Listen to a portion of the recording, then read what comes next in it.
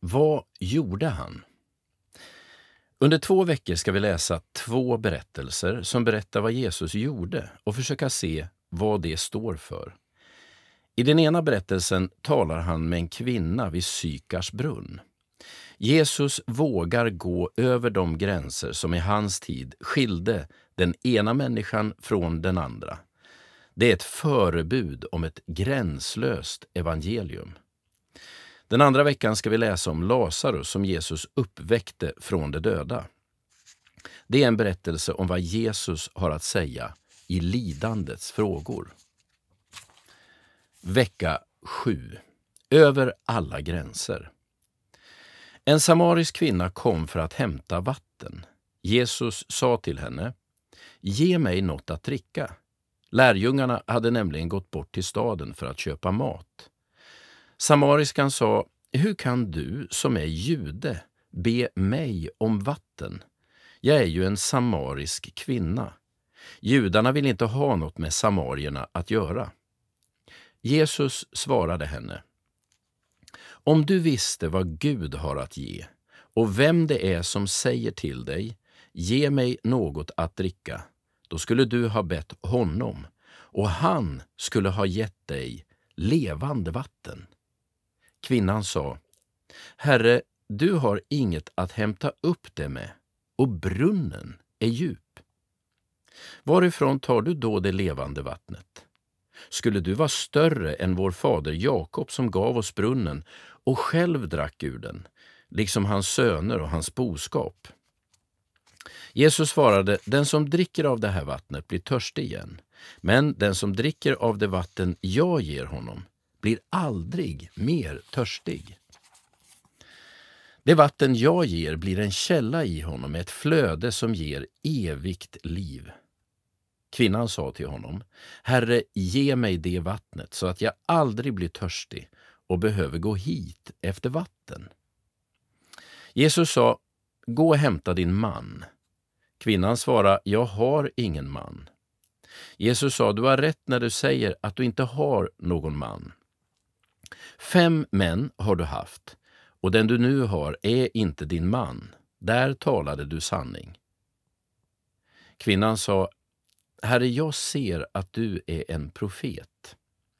Våra fäder har tillbett Gud på det här berget, men ni säger att platsen där man ska tillbe honom, den finns i Jerusalem." Jesus svarade: "Tro mig, kvinna, den tid kommer då det varken är på det här berget eller i Jerusalem som ni ska tillbe Fadern. Ni tillber det som ni inte känner. Vi tillber det vi känner, eftersom frälsningen kommer från judarna. Men den tid kommer, ja, den är redan här, då alla sanna gudstillbedjare ska tillbe Fadern i ande och sanning. Ty så vill Fadern att man ska tillbe honom. Gud är ande, och de som tillber honom måste tillbe i ande och sanning." Kvinnan sa: "Jag vet att Messias kommer, alltså den smorde. Och när han kommer ska han låta oss veta allt." Jesus sa till henne: "Det är jag, den som talar till dig." I detsamma kom lärjungarna. De blev förvånade över att han talade med kvinnan, men ingen frågade vad han ville henne eller varför han talade med henne. Kvinnan lät sin vattenkruka stå och gick bort till staden och sa till folket där: "Kom, så får ni se en man som har sagt mig allt som jag har gjort. Kan han vara Messias?" Johannes evangeliet kapitel 4, vers 7-29. Den samariska kvinnan är en av de mest kända gestalterna i evangelierna. Kanske är det för att hon framstår så modern i sin problematik.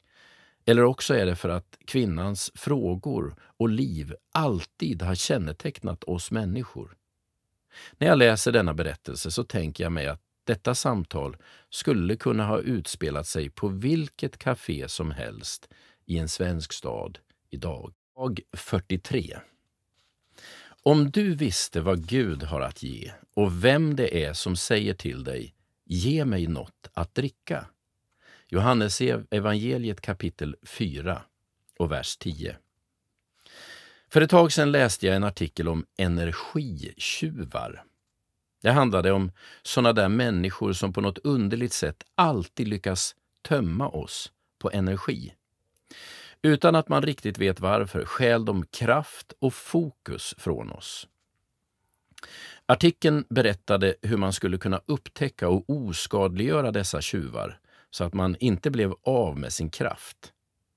När Jesus presenterar Gud för kvinnan vid Sykars brunn säger han att Gud ger, inte tar.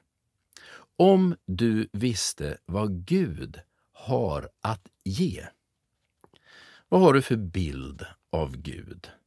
Är han en givare eller en tagare? Är han en energitjuv eller en kraftstation? Berättelsen om kvinnan vid Sykars brunn rör vid vår gudsbild. Gud skulle kunna ha radat upp en mängd krav i kvinnans liv. Krav på relationer, krav på försoningssamtal, krav på en annan livsstil och krav på bättre andlig kunskap. Men Jesus talar inte om en Gud som reser krav vid oroliga människors liv. Jesus talar om en Gud som vill ge. Andlig övning. Vad har du för bild av Gud? Är Gud en givare eller en tagare? Är Gud krav och tvång eller frihet och lättnad? Ta till dig tanken på att Gud vill bidra in i ditt liv. Gud välsigna dig idag.